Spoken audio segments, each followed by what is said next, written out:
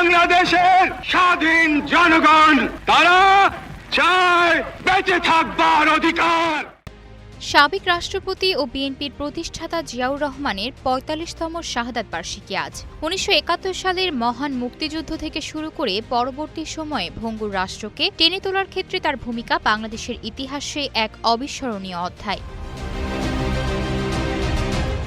পেশাগত জীবনে সেনা কর্মকর্তা জিয়াউর রহমানের জীবনের সবচেয়ে বড় বাঁকবদল ঘটে ১৯৭১ সালে। ২৬শে মার্চ চট্টগ্রামের কালুরঘাট বেতার কেন্দ্র থেকে স্বাধীনতার ঘোষণা পাঠ করে তিনি শঙ্কিত জাতির সামনে সাহসের প্রতীক হয়ে ওঠেন। এরপর সম্মুখ সমরের সেক্টর কমান্ডার হিসেবে বীরত্বের সঙ্গে যুদ্ধ পরিচালনা করেন।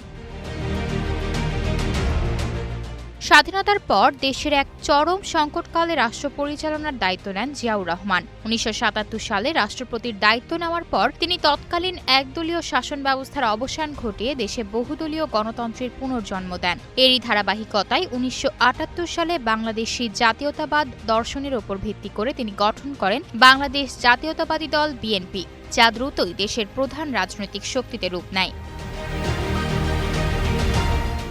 শাসনভার হাতে নিয়ে তিনি জোর দেন উৎপাদনমুখী অর্থনীতি ও স্বনির্ভরতার উপর। গ্রামই হবে উন্নয়নের কেন্দ্র এই স্লোগানকে সামনে রেখে দেশজুড়ে খাল খনন ও কৃষি বিপ্লবের সূচনা করেন তিনি। বর্তমান বাংলাদেশের অর্থনৈতিক মেরুদণ্ড তৈরি পোশাক খাত এবং প্রবাসে জনশক্তির রপ্তানির সুদূরপ্রসারী উদ্যোগ তার হাত ধরেই শুরু হয়েছিল। পাশাপাশি শিক্ষা ও স্বাস্থ্য খাতের আধুনিকায়ন এবং সংবাদপত্রের স্বাধীনতা ফিরিয়ে দিতে তিনি কাজ করেন। আন্তর্জাতিক অঙ্গনেও তার কূটনৈতিক দূরদর্শিতা ছিল প্রশংসনীয়। সবার সাথে বন্ধুত্ব, কারোর সাথে বৈরিতা নয়, এই নীতি মেনে বিশ্ব দরবারে বাংলাদেশের শক্তিশালী অবস্থান তৈরি করেন তিনি। দক্ষিণ এশীয় দেশগুলোর মধ্যে আঞ্চলিক সহযোগিতা বৃদ্ধির লক্ষ্যে তার একক প্রচেষ্টায় গঠিত হয় সার্ক। তবে ১৯৮১ সালের ৩০ মে চট্টগ্রামের সার্কিট হাউসে এক ব্যর্থ সামরিক অভ্যুত্থানে বিপথগামী কিছু সেনা সদস্যদের গুলিতে এই দূরদর্শী নেতার জীবনাবাসন ঘটে। তার আকস্মিক প্রয়াণে পুরো দেশে শোকের ছায়া নেমে আসে এবং ঢাকায় জানাজায় লাখো মানুষের ঢল নামে। ক্ষমতার শীর্ষে থেকেও কোনো ধরনের লোভ লালসা বা স্বজনপ্রীতি যাকে স্পর্শ করতে পারেননি, সেই নির্মোহ ও জনপ্রিয় রাষ্ট্রনায়ক জিয়াউর রহমান আজও এই দেশের মানুষের হৃদয়ে এক কালজয়ী চরিত্র হয়ে আছেন।